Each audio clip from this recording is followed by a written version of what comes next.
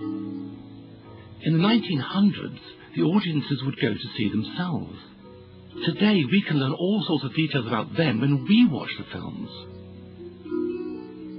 This film is of workers leaving Vickers and Maxine, a shipbuilder in Barrow. Extraordinary collection of the people leaving work in their different work clothes, completely a little cross-section of Edwardian working society. But then as this girl appears, smartly dressed, just looking round, blankly staring at the camera, not looking to left or right. There she is, astonishing, eerie, just staring fixedly at the camera. The girl amongst many men, still there, just looking, just gliding out of frame.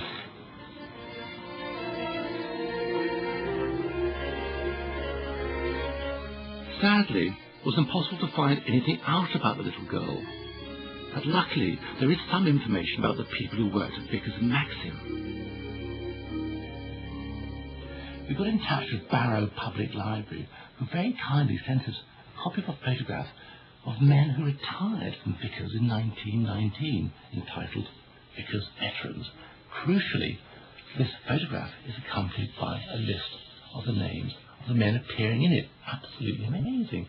It's allowed us to write all the people in Barrow who still bear the same surnames.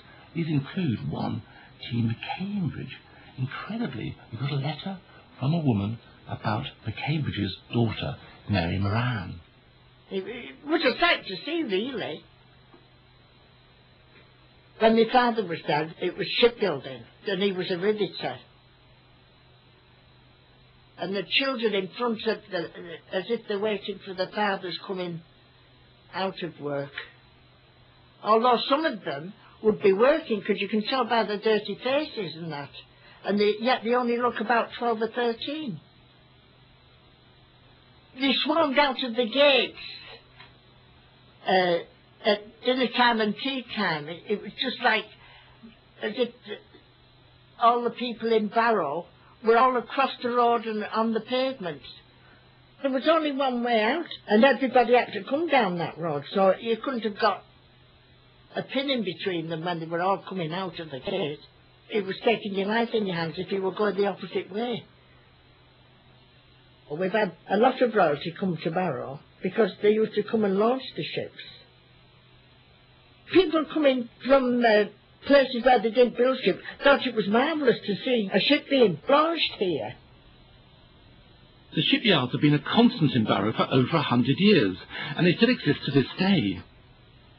When I was a child, you used to get permission to go into Vickers to the launching pad and see the launch.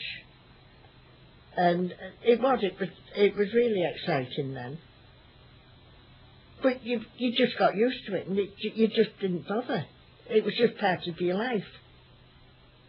They used to shut down for the annual holiday, and they didn't get paid for the holidays, you see. So they had to save up all the year round.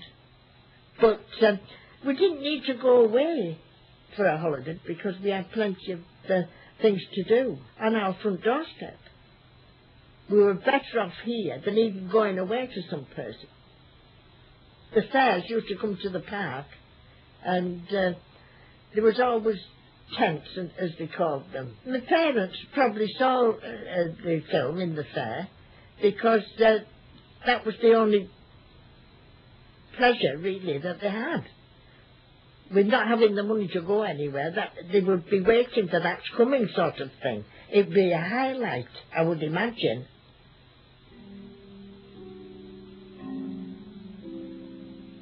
Mary's father would have worked on everything, from steamers and passenger ships to warships at Vickers and Maxine.